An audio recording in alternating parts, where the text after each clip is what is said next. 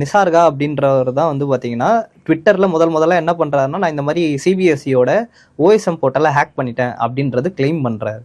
அவர் claim பண்ண சொல்ல என்னன்னா, முதல்ல சொல்லலை எப்படி ஹேக் பண்ண, என்ன பிரச்சனை அப்படின்னு சொல்லலை. அவர் என்ன சொல்லியிருந்தாருன்னா, இந்த மாதிரி ஹேக் பண்ணிட்டேன், என்னோட சர்டின் அப்படின்ற ஒரு நிறுவனத்திற்கு, அதாவது இந்தியாவோட சைபர் செக்யூரிட்டி ரெஸ்பான்ஸ் டீம், நான் அவங்களுக்கு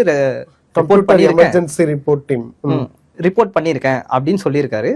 அவருக்கு சரியான ரெஸ்பான்ஸ் தரல. ஓகே, சரியான ரெஸ்பான்ஸ் தரல அப்படின்றதுனால இவர் என்ன பண்ணிட்டாருன்னா, இவர் கண்டுபிடிச்சதை எடுத்துட்டு போயிட்டு பொதுவெளியில ஷேர் பண்ணிட்டாரு. ஸோ இங்க இருந்து தான் இந்த இஷ்யூ ரொம்ப தீவிரமாகுது. இதுல என்ன நடந்திருக்கு ஆக்சுவலா, கவர்மெண்டோட அவங்க சிபிஎஸ்இ வந்து இந்த இயர் தான் அந்த ஓஎஸ்எம் ஆப்ஷனை கொண்டு வராங்க. ஆன்லைன் ஸ்கிரீன் மார்க்கிங் அப்படின்றது, அதாவது பேப்பர் திருத்துற மெத்தட ஸ்கேன் பண்ணி டிஜிட்டலா அவங்க பண்றதுக்கு அப்ரூவல் கொடுக்குறாங்க. அதுபடி ஒரு நிறுவனத்துக்கு கீழே இது ரன் ஆகுது. இதான் அந்த தம்பி வந்து ஹேக் பண்ணிட்டேன் அப்படின்னு சொல்றாரு.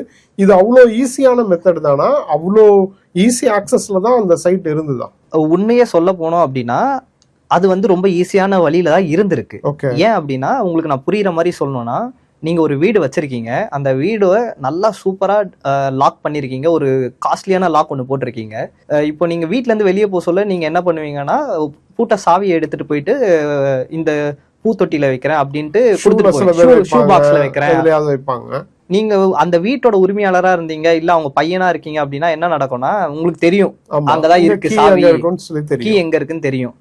இவரும் என்னன்னா, அந்த ப்ராடக்ட்ல கீ எங்க இருக்கும் அப்படின்றத சும்மா தேடி பார்த்திருக்காரு. பார்த்தோன்னா பப்ளிக்கா இருந்திருக்கு.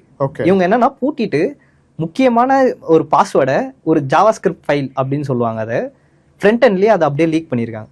ஓகே, ஸோ அது லீக் பண்ணதுனால அந்த பாஸ்வேர்டை யார் வேணாலும் எடுத்து யூஸ் பண்ண முடியும்.